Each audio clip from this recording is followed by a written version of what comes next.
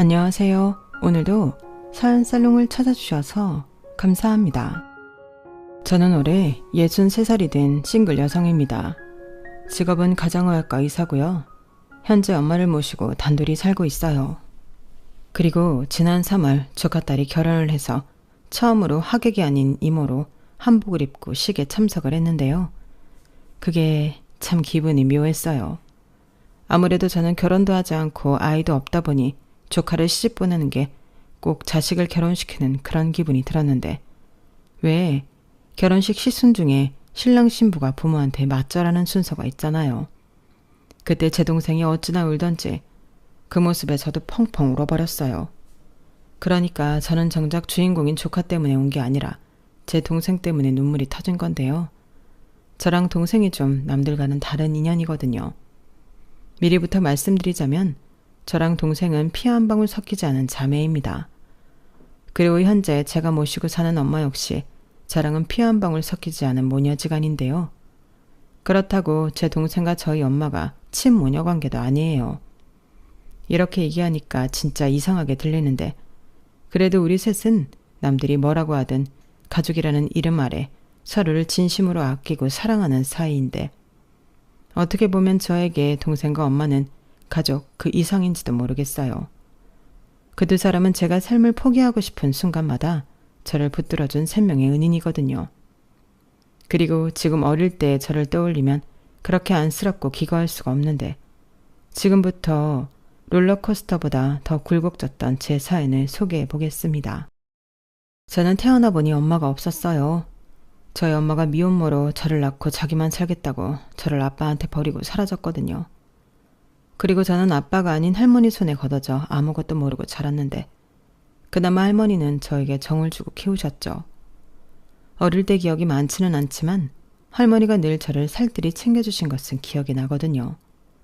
하지만 할머니는 저에게 친모에 대한 이야기는 그 어떤 말도 해주지 않으셨는데, 제가 친모에 대해 알게 되었을 때는 초등학교 입학 때문에 아빠와 살게 되면서부터였어요. 그리고 아빠는 "이게 다 너 때문이야. 난 아직 장가도 못 갔는데 너 때문에 여자도 못 만난다고. 누가 이딸린 남자를 좋아하겠냐?" 라며 저를 미워했는데, 당시 아빠는 중고차 사업을 하고 있었어요. 그래서 그나마 돈은 좀 있던 모양이었는데 부모로서 자질은 없는 그런 사람이었죠. 그리고 자기는 여자도 만나고 장가도 가고 싶은데 저라는 혹이 있어 그러지도 못한다고 제 탓을 했는데, 그러다 제가 초등학교 3학년 때 처음으로 새엄마가 생겼어요. 새엄마는 TV에 나오는 여배우처럼 참 예쁜 사람이었는데 저보다 5살이나 어린 여자아이와 함께 저희 집으로 들어왔죠. 그리고 늘 혼자만 있던 저에게 따뜻한 밥과 따뜻한 온기를 나눠줬는데요. 저는 그때가 꿈만 같았어요. 특히 언니 하면서 저만 졸졸 따라다니는 동생을 저는 정말 좋아했는데요. 평소 동생 있는 친구가 많이 부러웠거든요. 정작 친구들은 동생을 마냥 귀찮아했지만 저는 그런 동생 있는 친구들이 부러웠어요. 늘 함께 있고 잠도 같이 자며 어디든 함께 가는, 나도 그런 동생이 있으면 소원이 없겠다고 생각했거든요. 그런데 하루아침에 하늘에서 뚝 제가 원하는 여동생이 생겼는데, 그래서 저는 새엄마가 참 좋았죠. 엄마는 말도 상냥하게 하고 손재주가 좋아서 뜨개질로 뚝딱 원피스도 만들어주고 머리도 예쁘게 묶어줬는데, 그 뒤 저는 학교에서도 유명인사가 되었어요. 뭐 좋은 의미의 유명은 아니었지만 그렇게 애들이랑 어른들이 저만 보면 수군거리더라고요. "어머, 쟤다 쟤. 누구? 쟤가 왜? 너 쟤 몰라? 쟤 3반의 꼬질이잖아." "정말? 쟤가 그 꼬질이라고?" 우리 엄마가 그러는데 쟤 아빠가 이번에 세장가 가서 쟤 새엄마 생겼대. 그래서 쟤 요즘 완전 공주라니까. 샤랄라 원피스도 입고 학교 오고 머리도 디스코 머리 하고 오는데 다른 애인 줄 알았잖아. 와, 정말? 신기하다. 무슨 엄마 하나 생겼다고 애가 그렇게 바뀌어? 그치, 나도 놀랐다니까. 근데 쟤네 아빠 좀 그래. 우리 엄마가 그러는데 쟤 아빠 완전 바람둥이래. 여자가 월화수목 금토일이 있다나? 진짜? 그럼 쟤 새엄마는? 몰라. 근데 그럼 그 새엄마 언제 또 바뀔지 모르는 거 아닌가? 이런 식으로 애 어른 할 것 없이 이런저런 나쁜 소문이 들렸는데, 그렇다고 그런 아이들과 싸우지도 못했어요. 저는 그만큼 소심했고 또 싸움을 해서 문제가 커지면 새엄마가 정말로 다시 우리 집을 나갈 수도 있다고 생각해 속은 상처투성이임에도 불구하고 겉으로는 늘 웃고 다녔어요. 그러니 아이들과 어른들은 더 제 얘기를 아무렇지 않게 했는데 한 번은 학교 끝나고 집에 가려는데 저희 새엄마랑 동네 아주머니가 머리채를 잡고 싸우고 있었어요. 아마도 그 아주머니가 수군거린 소리를 듣고 저희 엄마가 화가 난 것 같았는데 그때 동생은 울고 있다가 저를 보자마자 달려왔죠. 그날 새엄마는 아무렇지도 않다는 듯 냉장고를 털어 맛있는 반찬을 만들어 제 앞에 밀어줬는데 그때 봤어요. 참으려고 애를 써도 새엄마의 눈에는 눈물이 흘렀거든요. 그리고 그때 새엄마는 저를 품에 꼭 끌어안고 자자고 하셨는데 동생은 자기만 빼고 둘만 그런다고 입이 삐죽 나왔지만 엄마는 저를 품에 안아줬어요. 그리고 작은 소리로 다정아, 화가 나면 화를 내도 돼. 이제부터 참지 말고 싫으면 싫다, 화나면 화난다. 그렇게 다 얘기해. 엄마가 너무 늦게 알아서 미안해. 다정이는 이름만큼이나 너무 다정해서 엄마가 몰랐어. 미안하고 사랑해 우리 큰딸. 이렇게 말했는데 그땐 저도 눈물을 참지 못했어요. 세상에서 이렇게 따뜻한 사람이 있다는 것에 감사하는 마음이었죠. 그런데 그런 행복도 그리 길진 않았어요. 아빠가 사업을 핑계로 소문처럼 다른 여자들을 만나고 다니더니 그중에 사람을 잘못 만나 가지고 있던 사업체며 돈 같은 걸 모두 사기당했죠. 그 뒤로 집은 난리가 났고 저희 가족은 번듯한 양옥집에서 화장실도 없는 지하 단칸방으로 이사를 갔는데 그때부터 아빠는 술만 마시며 살았어요. 그러다 술에 취하면 폭력적으로 변했는데 그땐 아무도 말릴 수가 없었죠. 그리고 그때는 새엄마가 저랑 동생을 데리고 밖으로 도망치듯 나갔는데요. 그러다 아빠가 잠이 들면 집에 들어가야 했었죠. 하지만 매번 그럴 수는 없었고 아빠는 또 저 때문에 자기 인생에 꼬였다며 저에게 화살을 돌리다 새엄마가 애한테 무슨 그런 말을 해. 당신이 그러고 나빠야? 당신이 이렇게 된 건 순전히 당신 탓이야. 라며 저를 감싸다 정말 큰 난리가 났어요. 아빠가 집안의 물건을 모두 부수기 시작했거든요. 그 난리통에 동생이 파편에 맞아 다치게 되었고 피가 많이 나서 제가 정말 많이 놀랐는데 놀란 마음에 119에 신고를 했어요. 그리고 그 일로 아빠는 가정폭력으로 경찰서로 갔는데 그러는 와중 새엄마의 가족들에게도 연락이 닿았는지 어느 날은 새엄마의 오빠라는 사람이 나타나 막무가내로 새엄마와 동생을 데리고 가버렸어요. 그때 그 차를 쫓아가며 정말 많이 울었는데 그 뒤로 딱 한 번 새엄마에게 전화 온 게 다였어요. 그때 새엄마는 몰래 전화를 하는 것처럼 수군거리며 다정아, 엄마야. 엄마가 금방 다정이 데리러 갈 거니까 조금만 참고 기다리고 있어. 엄마 말 알아들었지? 절대 잊지 마. 엄마가 꼭 데리러 갈게. 미안해 다정아. 라고 황급히 말하고 전화를 끊었는데 애석하게도 그 뒤로 새엄마가 저를 찾아오거나 다시 전화가 걸려오는 일은 없었어요. 아니 그럴 수도 없는 게 현실이었는데 저희 집 상황이 더 나빠져 저는 고모집에 가 있게 되었거든요. 그리고 아빠는 자기 인생을 포기한 사람처럼 어디서 뭘 하는지 가족들도 그 소식을 모르고 살았는데 사실 고모집에 있을 때도 저는 눈칫밥을 먹어야 했어요. 어느 누구도 저를 맡으려 하지 않는 가운데 고모는 고모부 눈치가 보인다면서 저를 방에만 있게 하셨거든요. 그러니 그 예민하고 어렸던 아이가 얼마나 외롭고 힘들었겠어요. 그런데 그때 우연히 교회에 가게 되었는데 거기에서 운명처럼 한 사모님을 만나게 되었어요. 그분은 그 교회의 목사님의 부인이셨는데 저에게 맛있는 간식과 성경책을 선물로 주셨죠. 그리고 심심하면 언제든 오라고 하셨는데요. 그래서 저는 걸핏하면 그 교회에 가서 살다시피 했어요. 어차피 고모집 가면 또 방에 틀어박혀 있어야 하니까 저는 교회가 편하더라고요. 그리고 거기서 스스로 공부하는 방법도 터득했는데요. 그때 사모님이 이렇게 말씀하셨어요. 우리 다정이는 머리가 참 좋구나.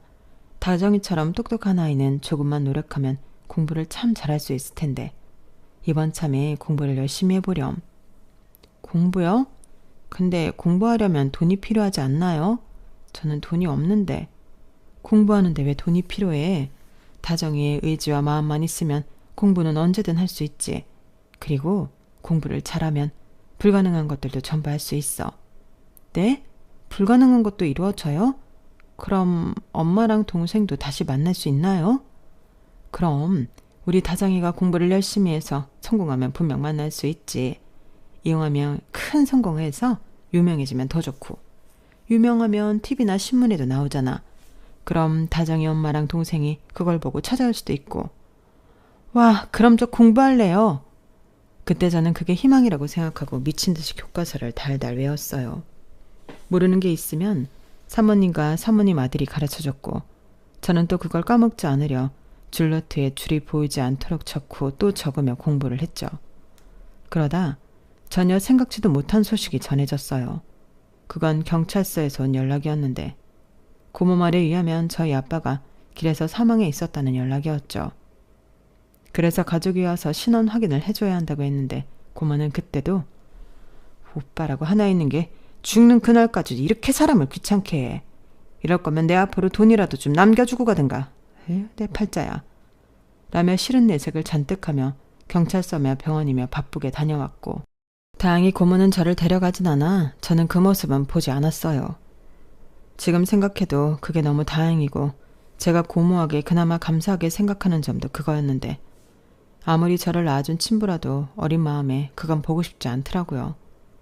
하지만 저는 그날 이후 완벽한 고아가 되었고, 고모와 고모부는 저 때문에 늘 부부싸움을 하셨는데요.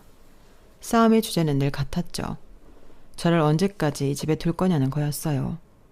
그러니 그때부턴 방이 아닌 그 집에 있는 게 눈치가 보였는데, 그래서 교회에 있는 날이 더 많아졌죠. 그때 저에게 유일한 친구가 사모님이셨어요. 친구도 못 만들던 저에게 늘 먼저 이야기를 걸어주셨는데, 그 때문에 저도 제 이야기를 하나둘 털어놓게 되었죠. 그리고 어느 누구한테도 꺼내놓지 못한 말도 사모님에게 했는데요. 어린 마음이지만 저는 사는 게 너무 힘들었어요.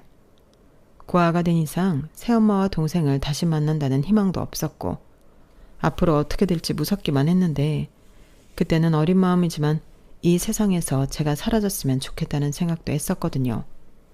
그래서 그 얘기를 했었는데 사모님이 깜짝 놀라셨고, 절대 그런 생각하면 안 된다며, 그러면 정말로 엄마도 동생도 못 만나는 거라며 저를 혼내셨는데, 그때 사모님의 진심이 느껴져 많이 울었어요. 그때까지는 저한테 무슨 일이 일어나도 걱정하거나 슬퍼할 사람이 아무도 없을 거라고 생각했었거든요. 그리고 제 마음 상태가 많이 걱정이 되셨는지 어느 날 사모님이 저에게 전문 아줌마 아저씨를 소개해 주셨는데요. 그 두 분은 부부로 교회 봉사를 다니시는 분이라고 하셨어요. 그리고 제 이야기를 종종 들어 저와 친해지고 싶다고 하셨는데, 매주 토요일은 그분들을 만나는 날이었죠. 교회에서 만날 때도 있었고 밖에서 따로 만날 때도 있었는데, 그때마다 두 분은 저에게 옷이며 책, 학용품 같은 걸 선물로 사주시곤 했어요. 그리고 제가 중학교에 들어갈 무렵이 되었을 때는 고모가 저더러 알아서 하라고 했는데요. 지금이야 교복이 무료지만 제가 다닐 때는 모든 게 다 돈을 내야 했기 때문에 저는 현실적으로 학교에 갈 수 있는 처지가 못 됐는데, 어느 날 저에게도 기적이 일어났어요. 평소 친하게 지냈던 교회 젊은 아줌마와 아저씨가 어느 날 저희 고모에게 찾아와 저를 입양하고 싶다고 하셨는데요. 그때 제가 알기로 고모가 돈 봉투를 받은 걸로 기억해요. 그러니 고모는 화색을 띠며 저를 기꺼이 보냈는데, 그때 저에게 이렇게 말하더군요. 그래도 네가 아주 복이 없지는 않은가 보다. 가서 새엄마랑 새아빠 말씀 잘 듣고 여기 있었던 기억 다 잊고 잘 살아. 저는 저 말을 듣고 처음으로 웃었어요. 이제 더는 저 집구석에서 눈치 보고 살지 않아도 된다고 생각하니 날아갈 것 같았거든요. 그리고 저를 입양해준 양부모님을 생명의 은인이라 여기며 무조건 착한 아이가 되겠다고 다짐했는데, 사실 그것도 쉬운 일은 아니더라고요. 일부러 그런 건 아니었지만 제가 뭔가 기대에 부응하지 못하거나 잘못된 행동을 하면 양부모님이 실망하고 저를 다시 버릴 수 있다고 생각해 저는 늘 긴장 상태로 지냈는데요. 그렇다 보니 집인데도 눈치를 보게 되었어요. 그리고 양부모님 역시 저에게 어떻게 해줘야 다른 평범한 부모와 같을 수 있을까 서로 시행착오를 겪어야 했는데, 두 분은 제 상처도 있고 하니 무작정 저를 믿고 사랑을 주자고 생각하신 것 같았어요. 그래서 저는 감사하게도 그전까지는 받지 못했던 사랑을 넘치게 받았고, 어느덧 저는 학교에서 공주님이라는 별명을 갖게 되었는데요. 제 과거를 모르는 친구들은 제가 부유한 집의 무남 동료로 부모님 사랑을 듬뿍 받고 자란 줄 알고 있더군요. 야, 김다정, 너 오늘도 니네 아빠 차 타고 등교했지? 진짜 짱 부럽다. 나는 가방도 무거운데 우리 아빠는 맨날 버스 타고 가라고 한단 말이야. 그래? 나도 가끔은 버스 타고 싶은데 아빠가 회사 가는 길이라서. 그래도 외동딸은 뭐가 달라도 다른 거지. 피부 하얀 거 좀 봐. 너 혹시 그거냐? 방에 공주 침대 있고 커튼도 막 분홍색 파스텔 톤이고? 어떻게 알았어? 야, 딱 보면 알지. 너처럼 부모 사랑받는 애는 대부분 그렇게 살더라고.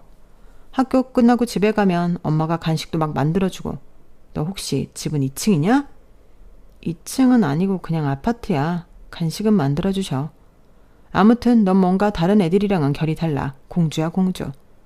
저 말을 듣는데 저는 그날 하루 종일 기분이 이상했어요. 그전까지 제 삶은 비참하게 그지없는 그런 아이였는데 제가 하루아침에 공주가 되어 있었으니까요. 그리고 그게 솔직히 싫지도 않았는데요. 그냥 그렇게 저를 모르는 아이들에게 저는 원래부터 그런 아이라는 인식으로 남고 싶더라고요. 그리고 저는 마음 한편에 동생과 새엄마에 대한 그리움을 품고 있었는데 양부모님이랑 함께 살고부터는 그것도 내색하지 못했죠. 어쩐지 그러면 양부모님을 배신하는 것처럼 느껴져 그저 표현하지 못했는데요. 그때도 그런 생각을 했어요. 언제고 어른이 되면 그때는 내가 직접 새엄마와 동생을 찾겠다고요. 어쩌면 누군가는 피가 섞인 진짜 가족도 아닌데 그렇게까지 할 필요가 있었냐고 생각하실 수도 있을 텐데요. 저에겐 처음으로 가져본 엄마와 동생이기 때문에 누가 뭐라고 하든 내 엄마, 내 동생이라고 생각했어요. 그리고 그런 마음을 가졌다고 해서 양부모님에 대한 마음이 거짓이나 가식은 아니었는데요. 양부모님에겐 자식으로서 할 도리를 다하자고 스스로 다짐했었죠. 그래서 다른 아이들이 사춘기가 왔다고 예민할 때 저는 공부에만 매진했고 끝내는 전교 1등도 여러 번 하면서 양부모님을 기쁘게 했는데 그때 저희 부모님은 늘 이렇게 말씀하셨어요. 아, 우리 딸 정말 장하다. 어떻게 이런 아이가 우리 딸이 되었지? 정말 하나님께 감사드릴 일이야. 안 그래요, 여보? 그럼 정말 수고했다. 엄마랑 아빠는 그저 네가 건강하고 행복하게만 자라면 소원이 없다고 생각했는데 네가 이렇게 우릴 기쁘게 해주는구나. 고맙다. 고마워. 그런 의미로 우리 다정이 뭐 갖고 싶니? 아빠가 다 사줄게. 아니에요. 갖고 싶은 거 없어요. 1등이 뭐 그렇게 큰일이라고. 그저 저는 엄마 아빠가 해주신 만큼 저도 보답하고 싶어서 열심히 했을 뿐이에요. 정말이에요. 어머 여보, 얘 말하는 것 좀 봐요. 진짜 천사가 따로 없네. 그러지 말고 먹고 싶은 거 있으면 다 말해. 엄마가 만들어줄게. 아니다. 우리 근사한 데 가서 외식할까? 우리 딸 어디 가고 싶니? 그럼 엄마가 가고 싶은 데 가요. 엄마가 만들어주는 음식은 다 맛있지만 오늘은 엄마도 편하게 같이 먹어요. 여보, 아무래도 우리가 복덩이를 공짜로 얻은 것 같아. 그래, 그럼 오늘은 우리 집 여자들을 위해서 아빠가 기사도 하고 돈도 쓰자. 참 지금 생각해도 저 때는 제가 세상 부러울 사람이 없었던 것 같아요. 무섭고 인간적으로 별로인 친부에 비하면 양부모님은 모든 것이 완벽한 부모님이셨는데 이런 가정은 TV에서만 나오는 가짜인 줄만 알았거든요. 그런데 그런 부모가 내 부모이고 많은 아이들이 저를 부러워한다고 생각하니 처음으로 욕심이 제 마음에서 끓었는데요. 그렇게 공부를 잘해 부모님에게 칭찬받고 학교에서 인정받는 낙으로 사는 저는 10대 시절을 보냈어요. 게다가 선생님의 권유로 저는 반장은 물론이고 중학교, 고등학교, 전교 회장도 했는데 그때는 저희 엄마의 공이 크셨죠. 저희 엄마가 중학교부터 학교 운영위원회에 참석하시며 학교 생활을 많이 하셨거든요. 그래서 저희 엄마 덕에 저는 회장까지 하며 학교 생활을 했는데 저희 엄마는 은근히 제가 공부를 잘하니 의대에 가길 소망하셨어요. 저희 외갓집엔 할아버지부터 삼촌들까지 의사가 많았는데 엄마는 의사가 되고 싶었지만 그러지 못했다고 하셨거든요. 그리고 저희 아빠는 그럭저럭 규모가 있는 회사를 운영하셨는데 친부와 다르게 아빠는 회사를 성실히 운영하셨고 또한 자선사업도 많이 하면서 회사 사람들은 물론이고 주변 사람들의 존경까지 받으셨는데 그때 아빠는 저에게 늘 이렇게 말씀하셨어요. 우리 딸은 꿈이 뭔가? 단순히 의사가 되고 사업가가 되는 그런 거 말고 어떻게 살고 싶은지 아빠는 너무 궁금해. 꿈이요? 원래 꿈은 장래희망 같은 거 아니에요? 아니지. 그건 네 말대로 장래희망이지 꿈이 될 순 없는 거잖아. 아빠는 꿈을 이루기 위해 회사를 차렸다. 아빠는 돈을 많이 벌어서 좋은 일을 많이 하는 사람이 되고 싶었거든. 만약 그때 돈을 벌지 않고도 좋은 일을 할 수 있는 방법을 알았다면 아빠는 어쩌면 다른 인생을 살았을지도 몰라. 이렇듯 아빠는 네가 어떻게 살고 싶은지가 궁금해. 아, 저는 그냥 다시는 돈 때문에 힘들지 않고 가족이랑 헤어지지 않는 그런 평범한 생활을 하고 싶어요. 그리고 아빠가 어떻게 생각할지 모르지만 엄마의 바람도 이루어드리고 싶고요. 엄마의 바람? 의사 말이니? 네, 솔직히 의대에 가겠다는 생각은 없었는데 엄마가 못 이룬 꿈을 제가 이루고 싶거든요. 저는 엄마를 무척이나 사랑하니까요. 이거 네 엄마 들으면 너무 행복하다고 또 울겠다. 어떻게 그런 생각을 했어? 아빠 서운하려고 안 해? 헤이, 아빠는 딱히 제가 뭔가 됐으면 하는 것도 없잖아요. 아, 하나 있다. 제가 행복해지는 거. 맞아, 그래. 우리 딸 뭐가 되어도 좋으니까 하고 싶은 거, 되고 싶은 거, 만나고 싶은 사람 다 만나고 이루렴. 아빠도 알아. 네가 먼저 헤어진 가족을 그리워하고 있다는 걸. 그건 아마 네 엄마도 알고 있을 게다. 그리고 우리는 그게 당연하다고 생각해. 그리고 언젠가는 만날 수 있을 거라고 믿는다. 아빠. 저는 저때 아빠의 말을 듣고 깜짝 놀랐어요. 사실 정말 몰랐거든요. 저 역시 단 한 번도 내색한 적이 없는 일인데 두 분 역시 전혀 내색하지 않다 저런 말을 하시니 제가 놀랄 수밖에 없었죠. 그리고 아빠는 자기도 백방으로 찾아보겠다며 저에게 약속을 하셨는데요. 그때 이런 생각을 했어요. 이 두 분은 물리학적 부모님은 아니지만 진짜 내 부모님이시구나. 이런 생각을 하니 저도 점점 두 분을 위해 살겠다는 마음보다 두 분과 함께 행복하게 살고 싶다는 또 다른 꿈을 꾸게 되었는데 그 후로 10년 뒤 아빠는 갑작스러운 암 선고를 받으며 저희 가족과 이별하게 되셨어요. 그때 저는 의대에 진학하고 또 국시를 보는 등 참 바빴는데 그래도 아빠가 가실 때는 어엿한 의사가운을 입은 의사가 되어 있었죠. 그리고 전적으로 아빠 옆에서 케어하며 아빠와 있는 시간을 1분 1초라도 허투루 쓰지 않으려 했는데요. 그때 엄마는 많이 우셨지만 저에게 많이 고마워하셨어요.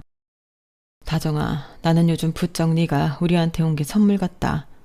사실 나는 불임이라 아이를 낳을 수 없었는데 아이를 포기할 수는 없었거든. 그때 네 아빠는 둘만 살아도 좋고 또 아이를 입양해 키워도 좋다고 했는데 나는 다 싫었어. 근데 교회 사모님에게 네 얘기를 듣고 너를 만났는데 그냥 네가 좋더라. 그게 시작이었지. 너라면 내가 진짜 낳은 내 딸처럼 키울 수 있을 것 같았거든. 알아요. 엄마는 늘 저에게 진심이셨어요. 그래서 늘 감사했고 또 은인이라고 생각했고요. 아니야, 나도 처음엔 그런 줄 알았는데 지금 생각해보니 네가 내 은인이고 또 훈장이야. 네가 잘 커져서가 아니라 이런 순간에 네가 없었다면 내가 얼마나 외롭고 힘들었을까 그런 생각을 하니 내가 그동안은 오만했구나 그런 생각을 했어. 아니에요. 엄마가 오만하다니 말도 안 돼. 아니야. 그리고 너무 늦게 알아서 이제 너무 미안해. 우리 딸이 있어서 아빠는 병원에 있어도 항상 든든하다고 했거든. 그동안은 자기도 바쁘고 딸도 바빠서 같이 있는 시간도 잘 없었는데 지금은 매일 같이 있을 수 있다고 자랑까지 하더라.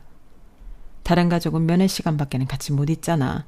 아빠는 그게 정말 좋았나 봐. 엄마도 너무 고맙고. 아유, 뭘 그런 걸 가지고.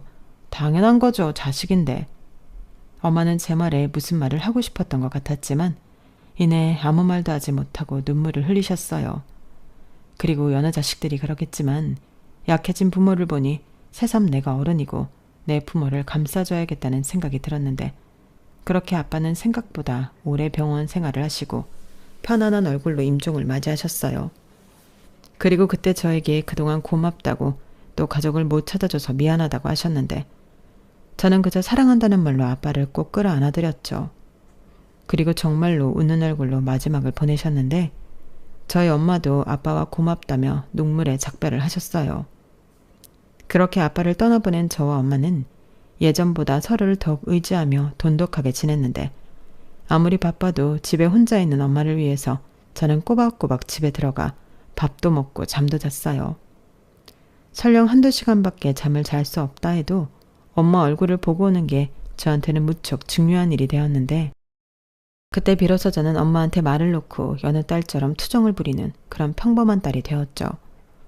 그리고 엄마는 한동안 힘들어 하시더니 교회에 열심히 나가서 봉사도 하시고 기도도 하시며 다시 안정을 찾아가셨는데 그때부터 저에게 시집을 가라고 잔소리를 하기 시작하더니 여러 선자리를 알아오셨는데요. 저는 싫다고 엄마랑 계속 같이 있을 거라고 거절했지만 저희 엄마는 막무가내셨어요. 그러지 말고 가서 얼굴만 보고 와. 싫어. 가뜩이나 시간 없어 죽겠는데 왜 그런데 시간을 써? 그리고 엄마는 원래 나 시집 보내는데 별 관심도 없었잖아. 그래, 그랬는데 생각해보니까 아니더라고. 너 나 없으면 그땐 어떡할래? 너도 의지할 다른 가족이 있어야지. 무슨 소리야. 왜 그런 쓸데없는 생각을 해? 엄마가 왜 없어? 그런 말하면 나 진짜 화낸다. 됐고 어떤 선자리를 가져와도 안 나갈 거니까 그런 줄 알아. 엄마는 괜히 이상한 말만 하고.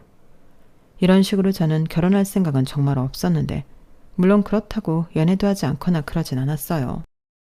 사람 마음이라는 게 그럴 때는 통제가 되는 게 아니잖아요. 하지만 저에게 결혼이란 어쩐지 자신이 없는 영역이었고 무엇보다 시집을 가서 지금 하는 일이나 엄마에게 소홀하게 될까봐 그것만은 내키지 않았는데요. 그렇다 보니 연애를 해도 그리 길게 가진 않았어요. 제가 만났던 대부분의 남자들은 결혼이 목적이었으니까요. 그렇게 남들 다 결혼하고 아이 낳을 때까지 저는 독신으로 의사 생활에만 전념했고 제 나이 48에는 동네에 가정의학과 병원을 차렸는데 엄마가 환갑을 넘기니 엄마와 있는 시간을 늘리고 싶어 선택하게 되었죠. 그래서 병원도 이왕이면 저희 동네에 개원했고 그때 저희 엄마 지인들이 많이 오셔서 저희 병원은 처음부터 잘 되었는데요.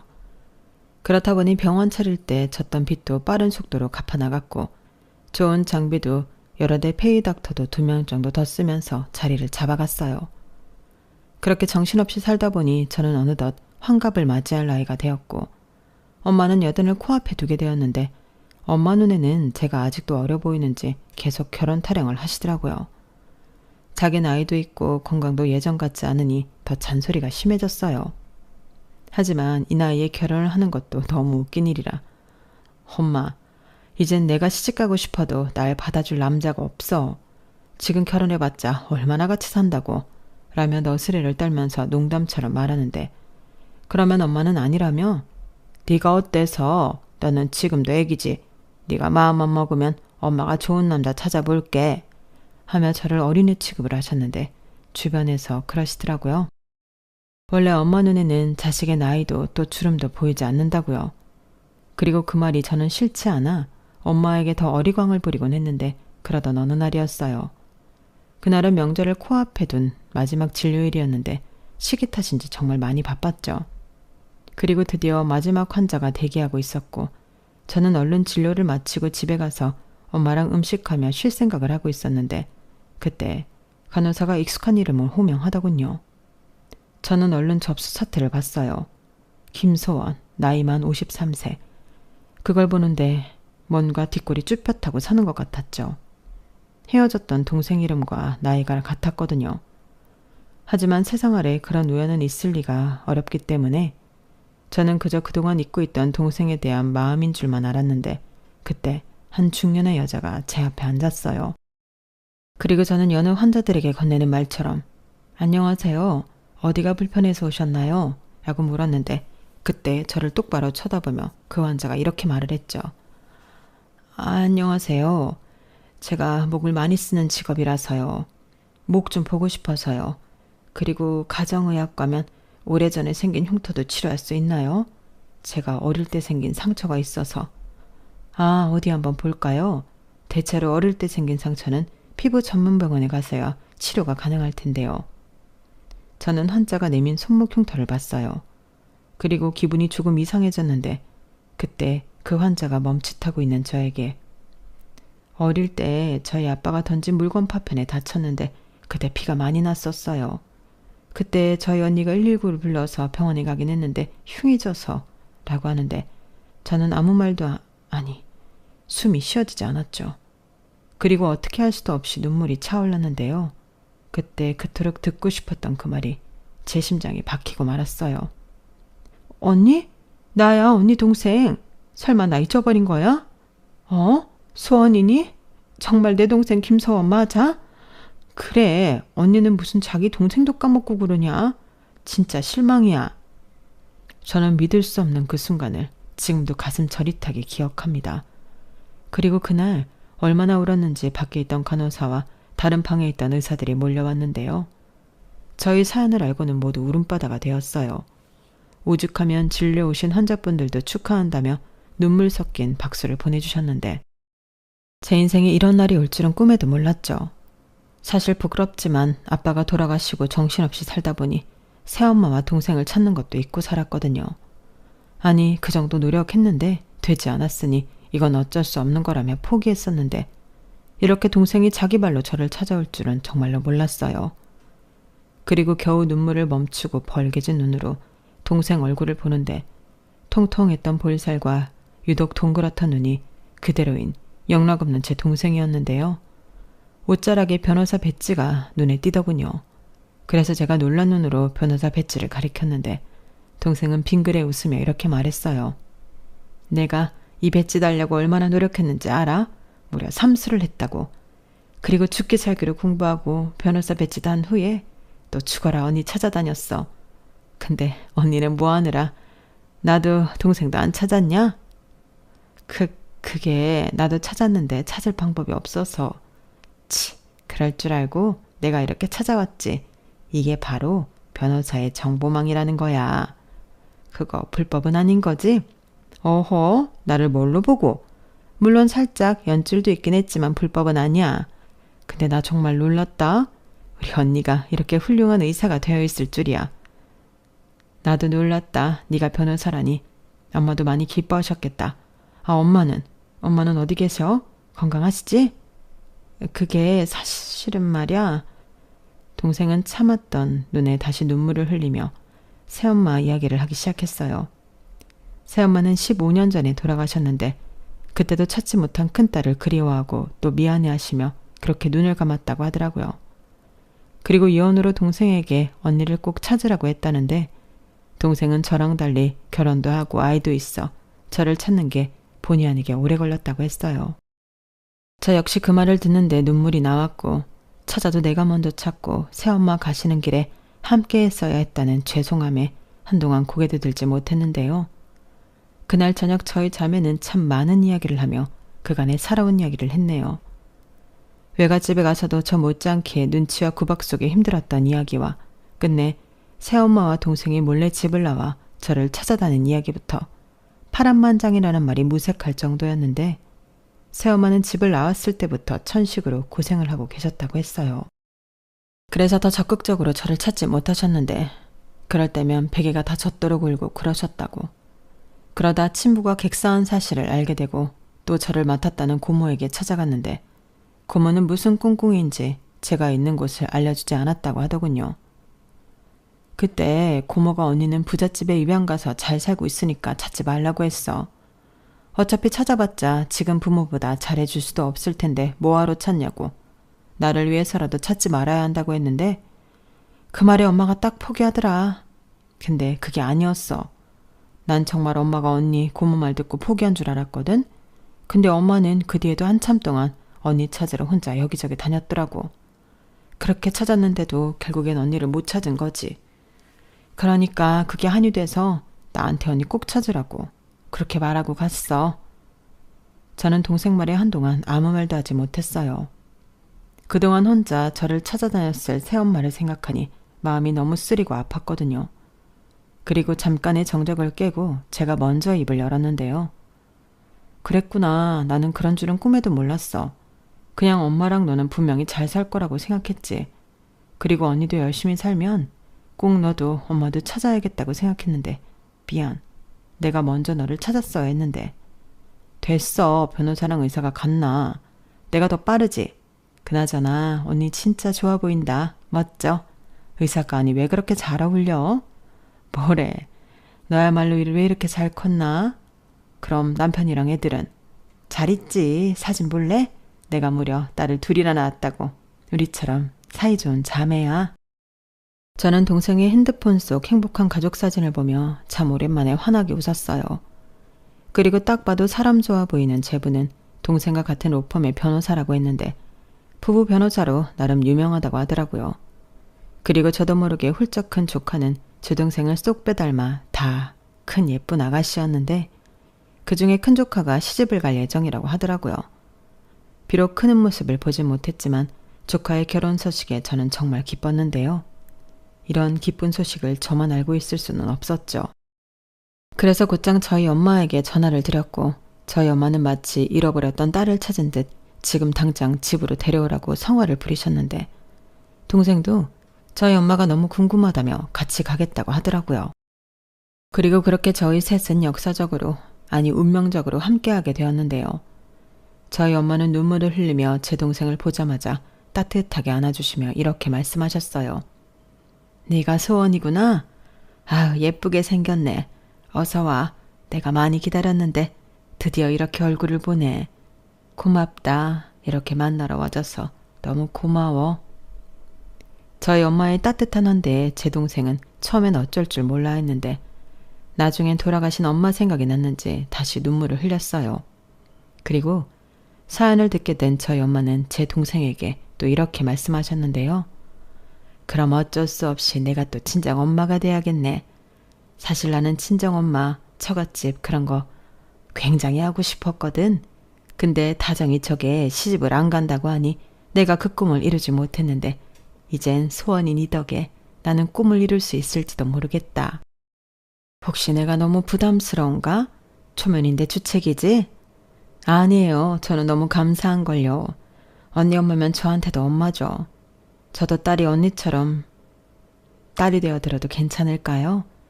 저도 친정이 너무 갖고 싶었거든요. 물론이지. 환영한다. 우리 막내딸. 전날 저희 셋은 밤이 새도록 서로 고맙다, 잘 지내자, 하늘에 있는 엄마 몫까지 대신하겠다 등 참 많은 이야기와 다짐을 나눴어요. 사실 그런 다짐보다 그저 함께할 수 있다는 것만으로도 너무 행복한 날이었는데 하필이면 그날이 명절이라 더 뜻깊었어요. 게다가 수원이는 바로 다음 날 시댁에 가야 했는데 언제 또 일어나서 음식을 하셨는지 저희 엄마가 동생 양손에 한가득 음식을 해서 보냈죠. 친정 엄마가 한 첫 번째 음식이라면서요. 그리고 그날 이후 저보다도 제 동생이 저희 엄마를 잘 챙기는 딸이 되었는데 저희 셋은 이젠 걸핏하면 만나서 고스톱을 치는 그런 가족이 되었어요. 아유, 그동안 맞고만 치다 고스톱 치니까 너무 재밌네. 다정이 너 강박이다. 알고 있어. 무슨 딸 돈을 그렇게 따가려고 그래? 노미자 권사님, 이러시면 안 되는 거 아닙니까? 안 되긴 뭐가 안 됩니까? 고스톱은 친목 도모입니다. 맞아. 엄마가 그렇다면 그런 거지. 언니, 나 폭탄이다. 아유, 우리 소원이는 변호사라 그런지 똑똑하네. 그리고 이걸 참고 지금 쓰냐? 역시 내 딸이다. 우리 다정이 저거 돈 왕창 뜯어서 요 앞에 들깨 수제비 먹으러 가자. 정말요? 맛있겠다. 그럼 나는 언니 돈 더 따서 파전도 먹어야지. 거기 파전도 팔아요? 그럼 당연하지. 거기가 또 파전 맛집이야. 다정이 넌 뭐하니? 얼른 쳐라. 얼씨구. 이젠 딸도 하나 더 생겼겠다. 본격적으로 나를 벗겨먹겠다. 됐어. 나 안 해. 너 삐졌니? 어머, 엄마, 언니 삐졌나 봐요. 세상에 김다정이 삐지기도 하네. 너 몰랐니? 얘 아주 삐순이다. 저렇게 속이 좁아서 환자는 어떻게 봤나? 내가 맨날 기도해. 엄마. 저는 제 인생 그리고 끝자락쯤엔 이런 행복이 있을 줄은 꿈에도 몰랐어요. 흔히들 인생은 아무도 알 수 없다고 하더니 그 말이 꼭 맞더라고요. 제 나이의 순에 이런 기적이 일어날지 누가 알았을까요? 그리고 우리 셋은 이렇게 별것도 아닌 일에 웃고 떠들며 거의 매일 함께하고 있는데 오죽하면 제부가 우리 동네로 이사를 고려하고 있다고 하네요. 마누라가 친정이 생겨서 집에를 오지 않는다고요. 하지만 그런 사위의 마음도 모르고 저희 엄마는 평생 갖지 못한 사위와 소녀가 생겼다는 기쁨에 요즘 주방에서 콧노래를 부르며 주구장창 음식을 하시는데 그 모습을 보고 있으면 제가 다 흐뭇해집니다. 저건 말려도 소용이 없는 거거든요. 그리고 그 모습을 보고 있으면 하늘에 계신 아빠 생각이 저절로 나는데요. 사실 아빠가 돌아가시고 저는 평생 엄마를 행복하게 해주고 싶다는 꿈이 있었어요. 그리고 다시 만난 동생 덕에 그 꿈을 이룬 것 같은 요즘인데요. 그렇기 때문에 매일매일이 감사하고 기적처럼 느껴집니다. 만약 평생 동생을 만나지 못했다면 이런 꿈 같은 날들은 저한테 일어나지 않았을 거잖아요. 그러니 항상 동생에게 고마운 마음을 표현하며 앞으로 얼마의 시간이 더 허락될지는 모르지만 엄마와 그리고 동생과 아주 오랫동안 건강하고 행복한 추억을 많이 만들고 싶습니다. 더 빨리 만나면 더 좋았겠지만 더 늦지 않아 너무 다행인 제 사연은 여기까지예요. 여러분들에게도 가족이라는 사람들이 있죠. 제 어린 시절처럼 좀 버겁고 힘든 존재일 수도 있고 지금의 저희처럼 사랑스럽기만 할 수도 있을 텐데 가족이라는 말에 아프기보다 늘 행복하셨으면 좋겠네요. 그럼 지금까지 제 사연 들어주셔서 감사한 마음을 여기에 남겨두고 저는 이만 마지막 인사를 드려야 할 것 같은데 항상 건강하시고 사랑하는 사람과 이왕이면 좋은 날만 가득하시길 진심으로 바라며 여러분 안녕히 계세요. 여러분 사연 댓글에 응원과 현명한 조언 부탁드려요. 좋아요와 구독은 저에게 큰 힘이 됩니다. 오늘도 좋은 일 가득하세요.